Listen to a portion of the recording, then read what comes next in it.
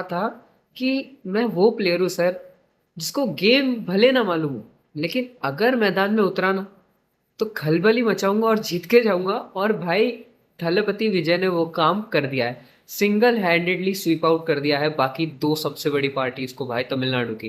ठीक है, दूसरी तरफ देखेंगे तो Pondicherry, Assam wins for BJP. ठीक है, नो बिग वो कि भाई बहुत नेक्स्ट लेवल का कुछ कर दिया। ठीक है, केरला में वही जो मैंने तुम लोगों को बताया था, as it is going on. ठीक है, मैंने थेलेपति पे कोई प्रिडिक्शन नहीं किया था क्योंकि मुझे कुछ समझ ही नहीं आ रहा था कि चल क्या रहा है, और मुझे भी नहीं लगा था पर्सनली बताऊं तो कि क्या होने वाला है क्या नहीं होने वाला है। ठीक है, लेकिन बहुत बड़ी victory for Thalapathy and his party. अब बात कर लेते हैं सबसे ज्यादा मेजर टॉपिक के बारे में भाई, वेस्ट बंगाल। मतलब भाई इतनी next level victory, almost 200 seats पर है फिलहाल बीजेपी, जितना मैं अभी देख कर आ रहा हूँ। ठीक है, तो ऑलमोस्ट 200 सीट समझते हो तुम लोग, मतलब 77 से डायरेक्टली 200 तक का जंप मार दिया है बीजेपी ने।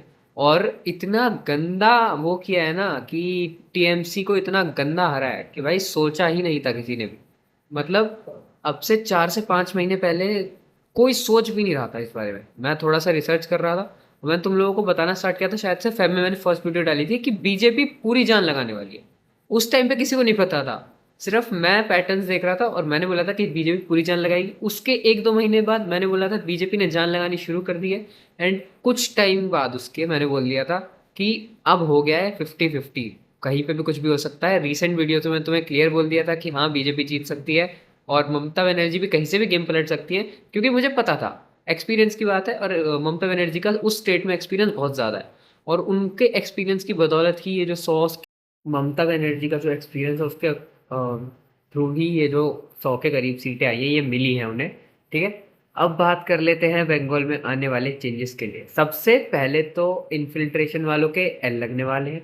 दूसरी चीज़, बांग्लादेश, अब थोड़ा सा संभल के रहना भाई। ठीक है, क्योंकि अब वो गवर्नमेंट नहीं है जिसमें तुम्हारे कुछ चमचे हैं जो कि तुम्हारी हेल्प कर देंगे। ठीक है, और ये वाली गवर्नमेंट डायरेक्टली कनेक्टेड है सेंट्रल गवर्नमेंट से, और उसको डायरेक्ट बैकिंग मिलेगी सेंट्रल गवर्नमेंट से, तो तुम्हारी पुंगी बजा दी जाएगी अगर कुछ भी तुम लोगों ने दिमाग ख़राब करने की कोशिश की तो यहाँ पर।